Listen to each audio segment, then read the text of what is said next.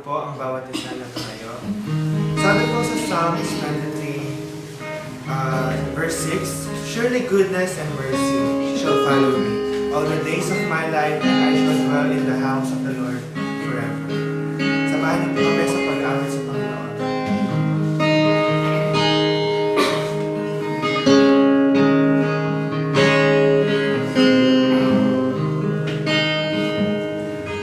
For your mercy never fails me. All my days I've been held in your hand. From the moment that I wake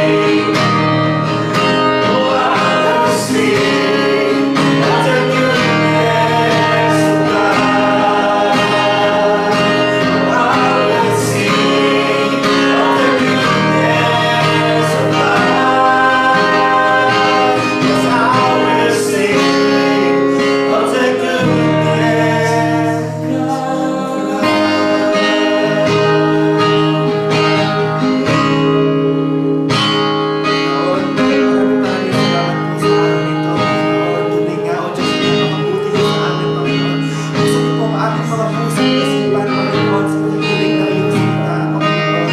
At binabalik na po namin ang lahat ng papuri at pasasalamat sa pangalan ng Panginoong Jesus. Amen.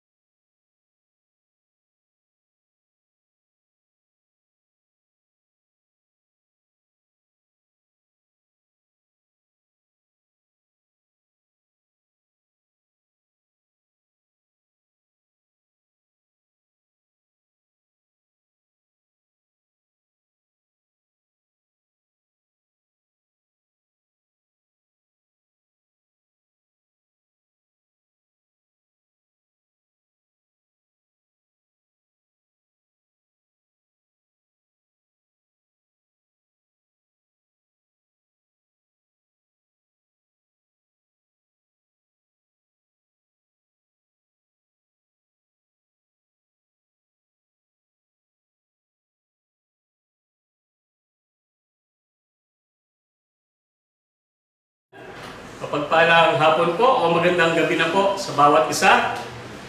Lalong-lalo po sa mga kapatid natin na patuloy na sumusubaybay sa ating pong lingguhang prayer meeting dito po sa Christ Centered Life City Church. Magandang hapon po sa inyong lahat. Samahan po kayo ng Panginoon sa inyong pong mga kanya-kanyang pinalalagyan. Gayun din po sa ating mga kapatid na nasa ibayong dagat. Magandang hapon po sa inyong lahat. Patuloy po kayo pagpalain ng ating Panginoon. Sa gabi po ito ay sama-sama po tayong matuto. Sama-sama po tayong mag-aral sa salita ng Diyos. At bago po tayo mag-umpisa, tayo po muna ay humingi ng masba sa ating Panginoon. Tayo po ay manalangin. Dakilang Diyos, sa gabi po ito, sa oras ito, Panginoon, patuloy ka namin patuloy namin ini-entrust sa iyo, Panginoon, ang aming pong pag-aaral ng iyong salita, Panginoong Diyos, sa oras na ito. Patuloy kang maihayag sa aming kalagitnaan. Gamitin mo po, Panginoon, bilang isang daluyan ng iyong mga salita, Panginoon, at ako po'y patuloy na nagpapakumbaba sa iyong harapan ng ilang Diyos. Wala po akong magagawa kung wala ka sa aking buhay, Panginoon. Sa gabi pong ito, sa oras nito, Panginoon, hayaan mo na ang mga Espiritu ay kumilos, Panginoon, sa bawat isa sa amin, sa mga kapatid po namin naririto, maging sa mga nasa harap po ng kanilang mga gadget, Panginoon, o cellphone, kung paano po sila nanonood, Panginoon, sa oras na ito. Panginoon, patuloy kang papapurihan, maitaas sa aming kalagitnaan. Ito pong aming dalangin na may pasalamat sa pangalan ni Jesus. Amen. Purihin po ang Panginoon sa kabila po ng mga karamdaman o mga klima po, pabago-bagong klima sa ating panahon, ay mabuti pa rin po ang Diyos sa bawat sa atin. Amen po. Ako po ay kagagaling lang din sa trangkaso. At I believe na ako po'y pinagaling na ng Panginoon. Kung paano po pinagaling ang aking sambayanan, ako po'y naniniwala na ako po'y magaling na rin. Gayun din po sa ating mga kapatid na nasa balik ng karamdaman. Abutin po kayo ng Panginoong Diyos, kanyang mapagpalang kamay. Ang kagalingan ay patuloy na ihatid po sa inyo mula ulo hanggang talampakan. Salamat po sa ating Diyos sa gabi po ito. Kayo po ay makipagbasa sa akin sa Romans 8:28. Ang pamagat po ng aking ibabahagi sa gabi po ito ay reasons in continuing serving the Lord.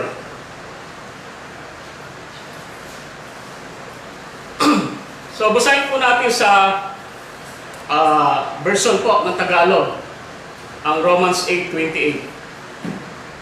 Sabi po, alam nating sa lahat ng bagay ay gumagawa ang Diyos para sa mabuti kasama ang mga nagmamahal sa Kanya, silang mga tinawag ayon sa Kanyang layunin. Amen po. Purihin ng Diyos sa pagkabasa ng kanyang salita.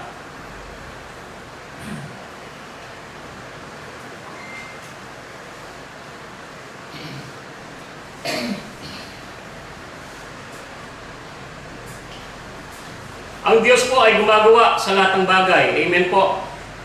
Hindi lamang po sa mga nakahiwalay na pangyayari para sa ating ikabubuti. Ang kasamaan ay laganap sa ating lugmok na mundo. Hindi po natin maikakatwayan o maisasantabi. Kitang-kita po natin, ang kasamaan po ay laganap. Ano po? Ngunit ang Diyos po ay kayang ibalik ang bawat pangyayari sa ating mga nasa hanay ng kabutihan. Ating po pansinin po natin na hindi gumagawa ang Diyos para sa pasahihin lamang tayo, no? Kundi para matupad ang kanyang layunin. Pansinin din po natin na ang pangakong ito ay hindi para sa lahat. Ito po ay maangking lamang ng mga nagmamahal sa Diyos at tinawag niya. Ano po? Iyon ay ang mga kinukumbinsi ng Banal na Espiritu Santo na tanggapin si Kristo. Ang ganito po mga tao ay may bagong pananaw, isang bagong mindset. Nagtitiwala sila sa Diyos, hindi sa makamundong kayamanan. Ang kanilang seguridad ay nasa langit, hindi sa lupa. Ang kanilang pananampalataya sa Diyos ay hindi natitinag sa sakit at pag-uusig dahil alam nila kasama nila ang Diyos. Ang pagiging Kristiyano po ay hindi exemption sa pagdurusa, sakit at problema. At may mga pagkakataon po, no? May pagkakataon daw nagtatanong tayo kung bakit sa kabila po ng paglilingkod sa Panginoon, hinahayaan niya ang mga paghihirap na ito na mangyari sa ating buhay dahil tapat nating inaangkin ang kanyang mga pangako ng proteksyon mula sa kapahamakan, patnubay ng kapayapaan ng isip, mga pagpapala at mga sagot sa ating mga panalangin kung tayo ay maniwala. Ngunit, sa kabila po ng mga patuloy na paghihirap na ito, ay tila hindi natutupad ng mga pangako. Patuloy pa rin po tayong naglilingkod sa Panginoon, no? Habang nabubuhay tayo sa mundong ito, hindi tayo maaaring walang problema. Amen? May kasabihan daw po ang mga patay lang daw po ang walang problema. Pero hindi po totoo yun. Mas lalo pong may problema ang mga patay kung sila po ay hindi nakakilala sa Panginoon. Problemang panghabang buhay, pang walang hanggan, no? Kasi sila po ay nasa dagat-dagatang apoy. Yun po ang malungkot, no? So hindi po totoo na patay lang po ang walang problema. Pero sana po lahat po tayo ay tunay na makakilala sa ating Panginoong Diyos upang sabay-sabay po tayo makapiling ang ating Panginoon. Amen. Yun po ang pinakamasarap. Di po ba? Ang naghihiwalay sa atin sa mga hindi mananampalataya ay ang pagharap natin sa mga paghihirap na ito ng may tapang at kagalakan. Alam natin o alam ng lahat na ang nangyayari ay may mga dahilan at kontrolado ng Diyos. At bukod po sa pagkaalam na ang Diyos ay may kontrol sa lahat, may iba pang mga dahilan kung bakit ang mga Kristiyano ay patuloy na naglilingkod sa Panginoon. Una po sa lahat, faith o ang ating pananampalataya. Ano po ang sabi ng Hebrews 12 verse 2? Sabi po sa Tagalog, ituon natin ang ating paningin kay Jesus.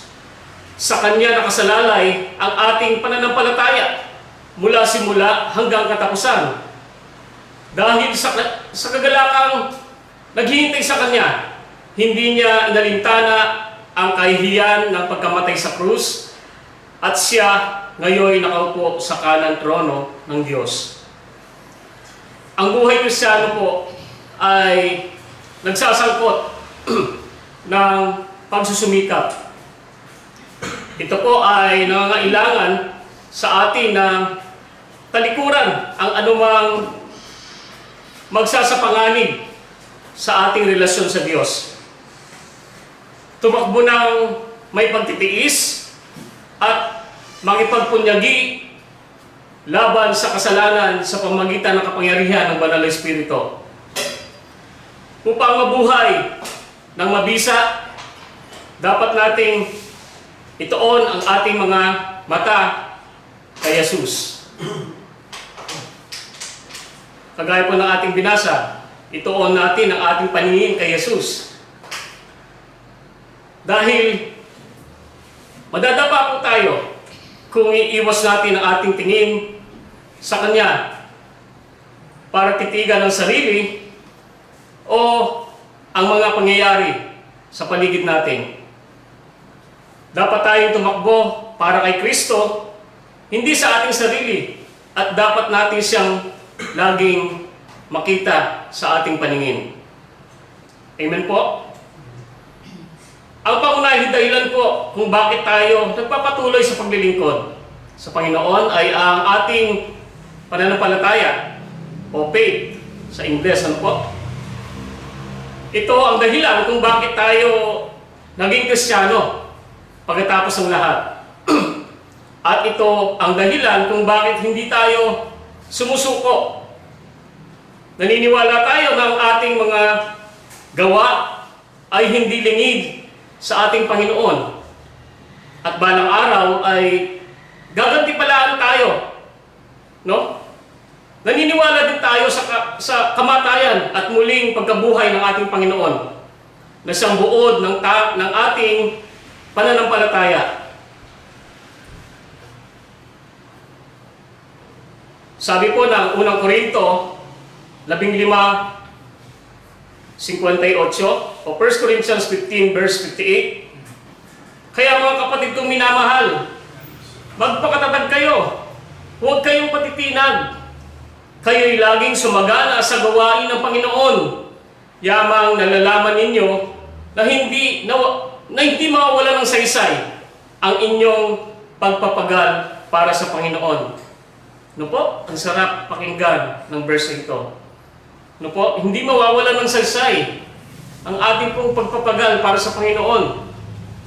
At sinabi po ni Pablo na dahil sa muling pagkabuhay, wala tayong ginagawa na walang silbi. No? Minsan, nagiging walang pakialam po tayo sa paglilingkod sa Panginoon dahil wala tayong nakikitang resulta. No? Parang nagmamadali tayo.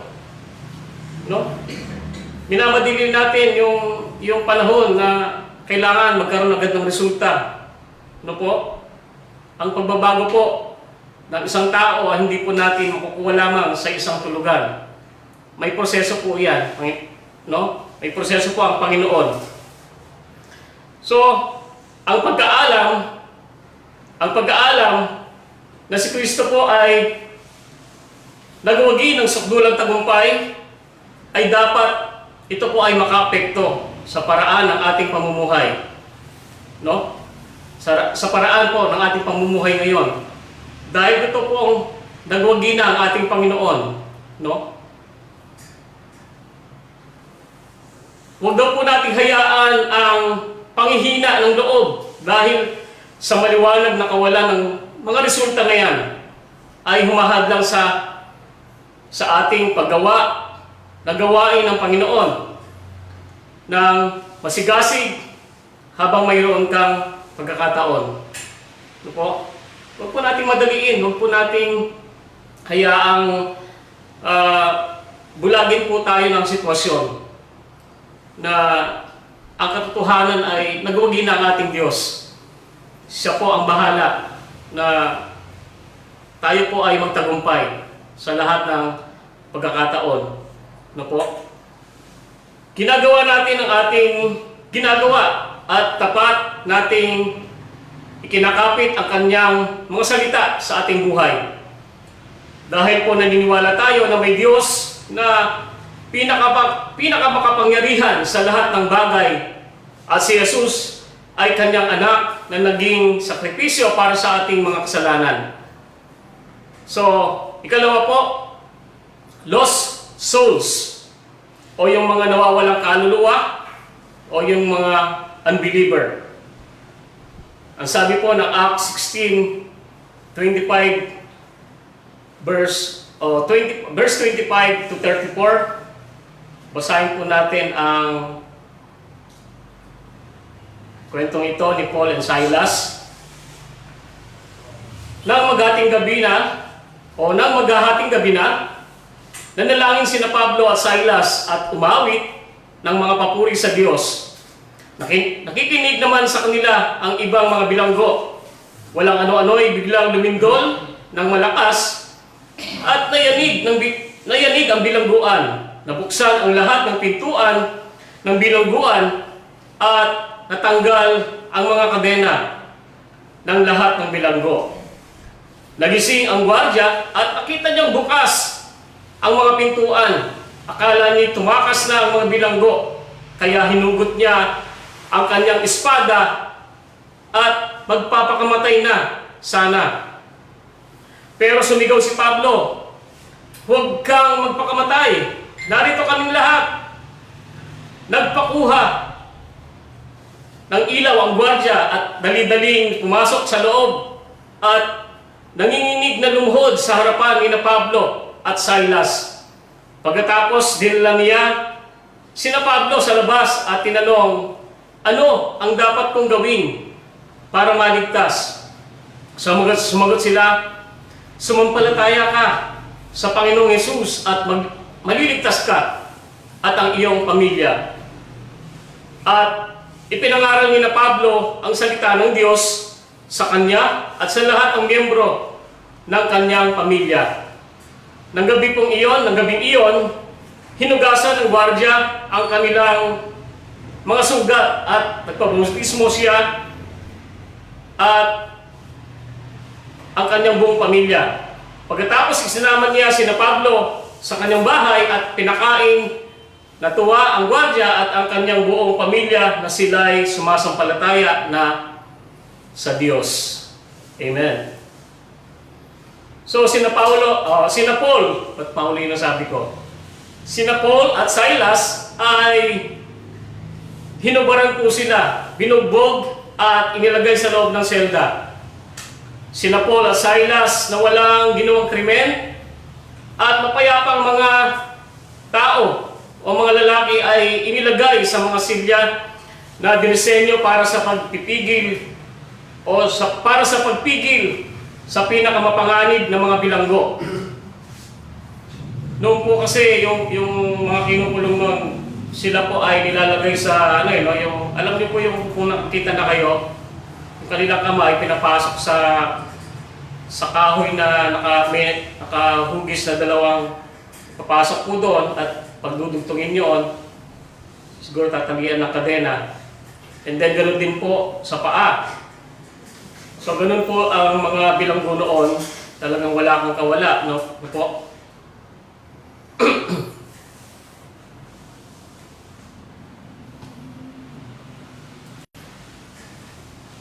So sa kabila po ng malungkot na sitwasyong ito, ay pinuri pa rin po nila ang ating Diyos, nanalangin at umawit habang nakikinig ang ibang mga bilanggo.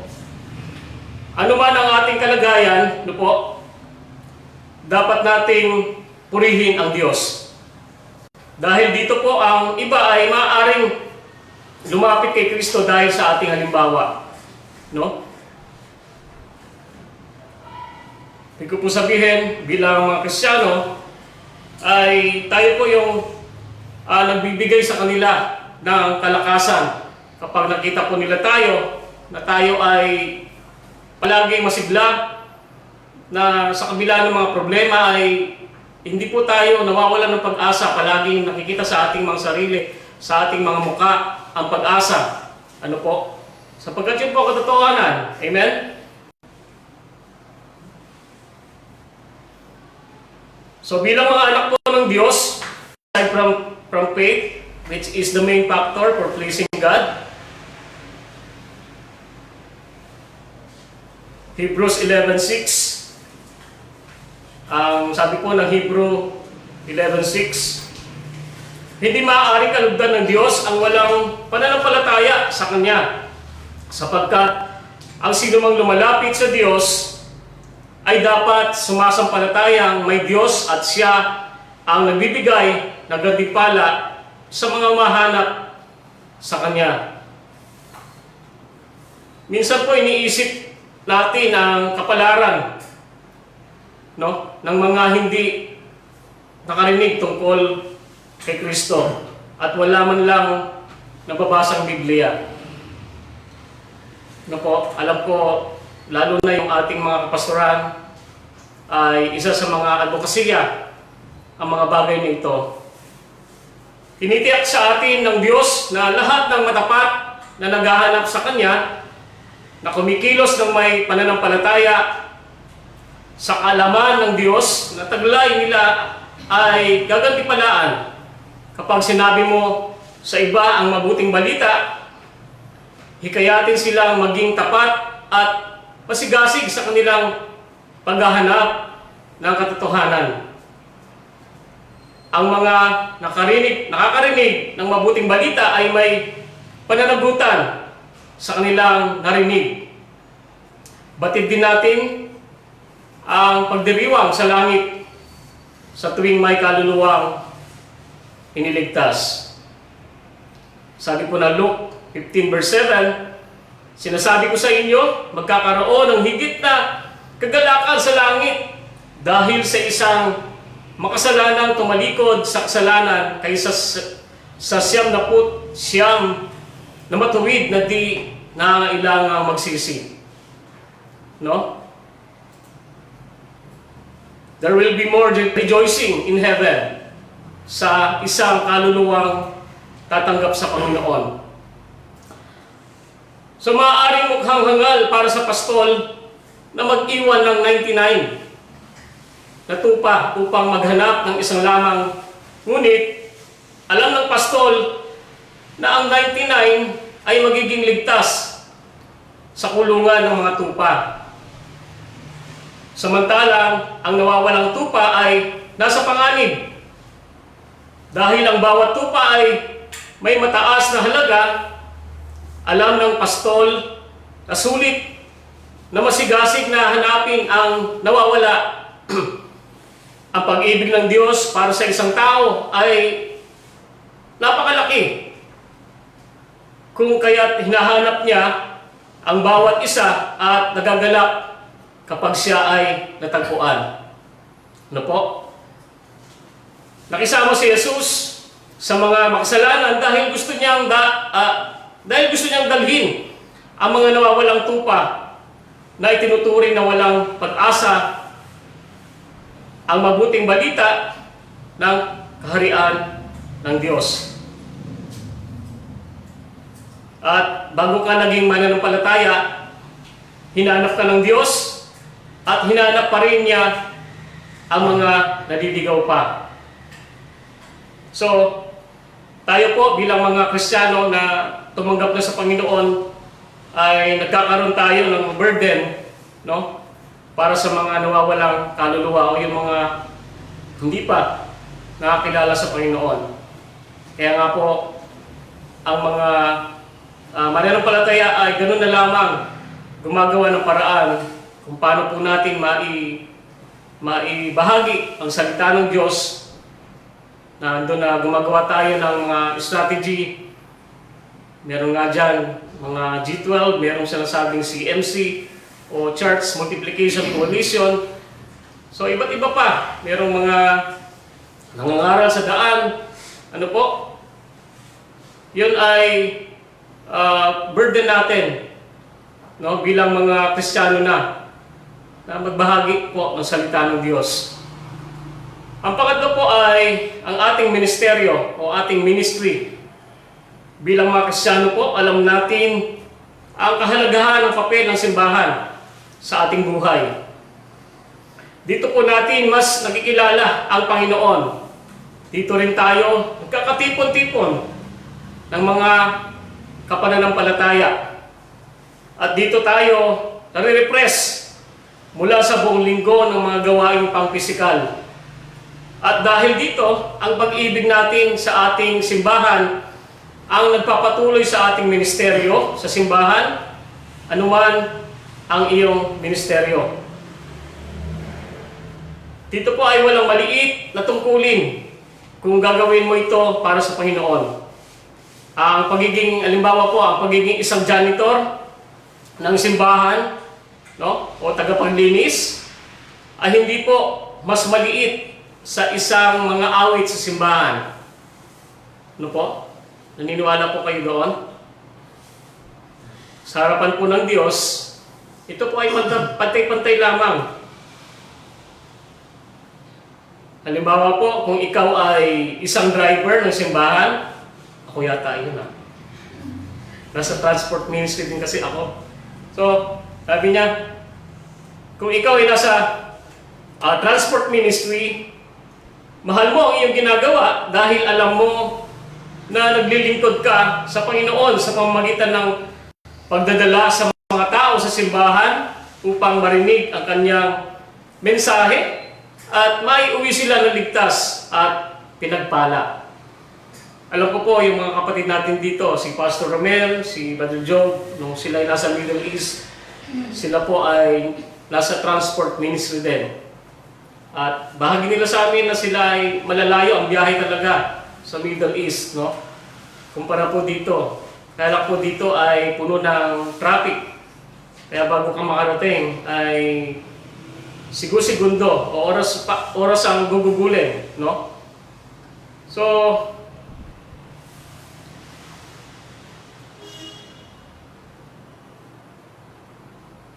anuman po, no? Anuman po yung ating mga ministeryo sa simbahan ay pantay-pantay po yan sa harapan ng Panginoon. Kung ikaw ay isang tagapaglinis o isang mga awit, manunugtog, sa harapan po ng Panginoon ay pantay-pantay lang po yan. Ano po? Wala pong mataas, wala pong mababa, kundi tayo po ay pantay-pantay sa ating Panginoon. Ang pang-apat po ay ang eternal reward. So ito na po ang panghuli o ang gantimpala sa kalangitan. Sino po ang may nais ng gantimpala sa kalangitan? Amen? Tayo pong lahat ng mga anak ng Diyos ay may naghihintay na gantimpala o eternal reward sa kalangitan. Sabi po ng 1 Corinthians chapter 3 verse 8, ang nagtatanim at ang nagdidilig ay parehong manggagawa lamang at bawat isa ay tatanggap ng gantimpala ayon sa kanyang pagsisikap. Ang gawain ng Diyos ay nagsasangkot ng maraming iba't ibang individual na may iba't ibang mga kaloob at kakayahan. Walang mga superstar sa gawain. Ano? Tanging mga miyembro ng grupo ang gumaganap ng kanilang sariling mga espesyal na tungkulin. Maaari tayong maging kapaki-pakinabang sa mga miyembro ng pangkat ng Diyos sa pamamagitan ng pagsasantabi sa ating mga hangarin na tumanggap ng kalwalatian para sa ating ginagawa. Huwag hanapin ang papuri na nagmumula sa mga tao na ito ay medyo walang halaga. Sa halip, tayo po ay humingi ng pagsang-ayon mula sa Diyos. Ito po ay, ang bahagi pong ito sa music ministry ay iniwan ng ating butihing pastor ang mga katagang "To God be the glory." Sabi niya sa amin, yung mga una pang music ministry ay sa tuwing kayo ay pupurihin ng mga tao ay ibabalik nyo sa Panginoon ang kapurihan. Sapagkat ang mga manunugtog po ay talagang, lalo na kung ikaw ay magaling, ikay magandang kumanta, kapuri-puri, ay nandun yung papuri ng mga tao, hindi mawawala. I-appreciate ka nila. Sa kabila noon, sabi nga ni Pastor Chito, ay huwag mong sarilinin. Ibalik mo sa Panginoon ang kapurihan. Tanging sa Kanya ang kapurihan. Amen? So, ang nagtatanim po at ang nagdidilig ay parehong magagawa lamang sa harapan ng Panginoon. Ang bawat isa ay tatanggap ng gantimpala ayon sa kanyang pagsisikap.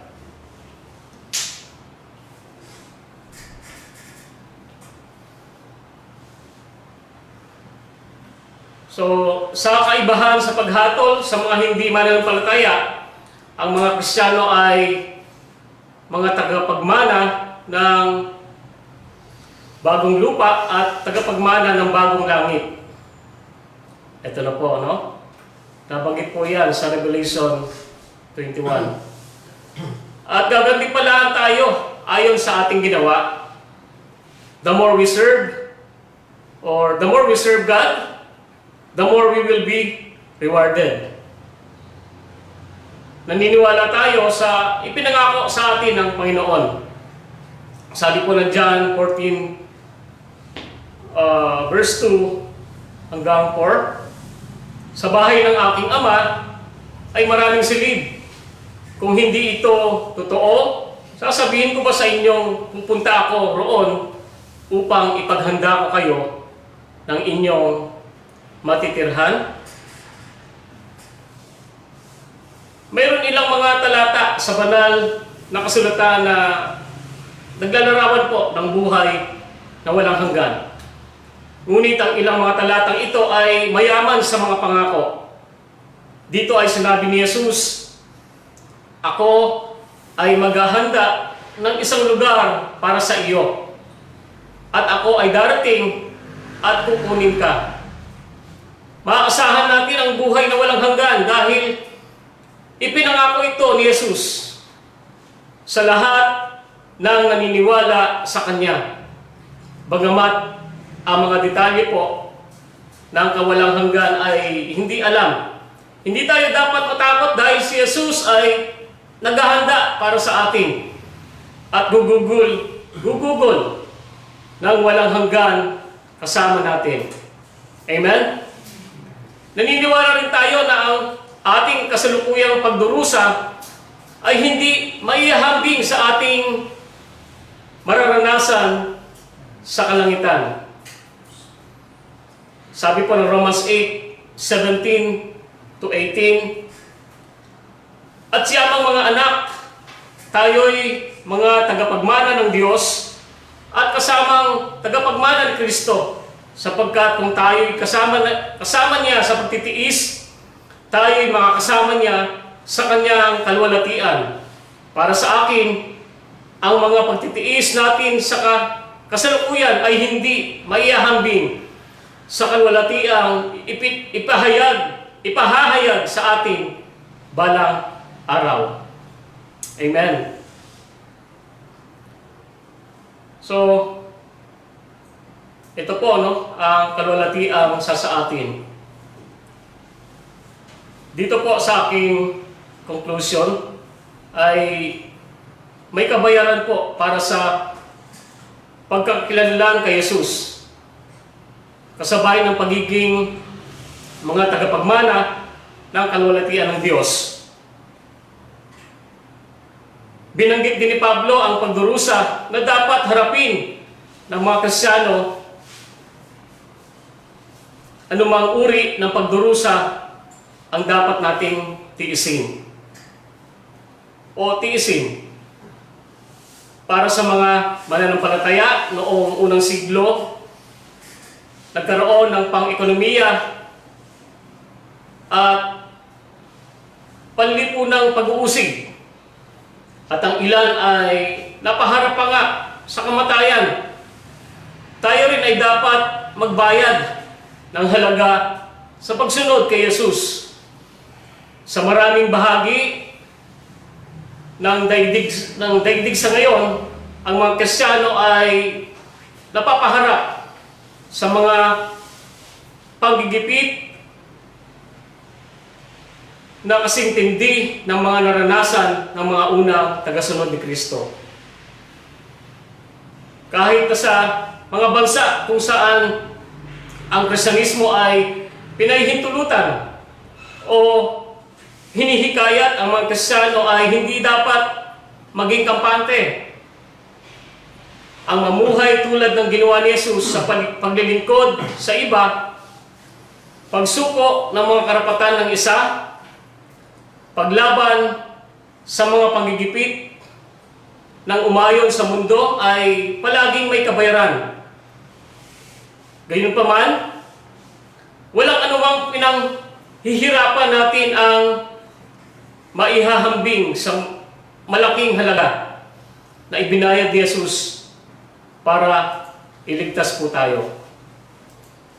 Ang gantimpala at pagiging kasama ng Panginoon magpakailanman ay nagpapatuloy po sa ating buhay Kristiyano.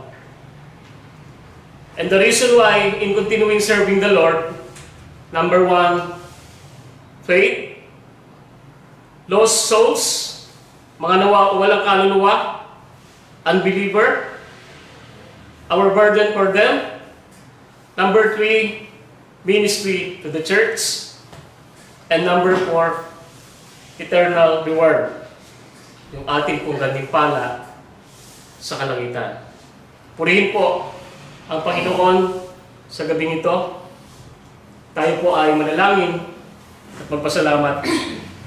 Dakilang Diyos, salamat po sa iyong mga salita na amin pong napagbulay-bulayan. Panginoon, sa amin pong mga ministeryo, sa amin pong paglakad bilang mga Kristiyano, mga anak mo, O Diyos, ay patuloy mo po kaming samahan, Panginoon.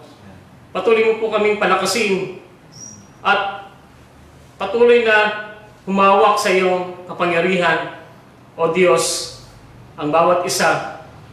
At patuloy po namin maunawaan ang mga bagay-bagay sa aming paligid upang kami po ay magpatuloy nang lalo't higit, Panginoon, sa amin pong mga kapatid na kasama po namin sa paglilingkod. Maging sa mga taong wala pa sa iyo, Panginoon, na hindi pa nakakilala. Panginoon, bigyan mo po kami ng pasyon na magbahagi ng salita ng Diyos, hindi lamang po dito sa loob ng aming church, kundi sa labas, Panginoon, sa amin pong mga napapaligiran, sa amin pong mga mahal sa buhay, sa amin pong mga kapitbahay, sa amin pong mga kaibigan, katrabaho, kaeskwela. O Diyos, patuloy mo po kaming gamitin. Patuloy mo po kaming pagkalooban ng lakas ng loob, Panginoon, upang maibahagi po namin ang iyong mga salita. Salamat po, O Diyos, sa iyong patnubay, sa iyong pagtitipisan sa pamagitan po ng iyong Banal na Espiritu. Sa gabi pong ito, Panginoon, amin na pong ibinabalik ang pinakamataas ang papuri at pagsamba. Ito po ang aming panalangin na may pasasalamat Sa pangalan ng aming Panginoong Kristo, lahat ay magsabi ng Amen.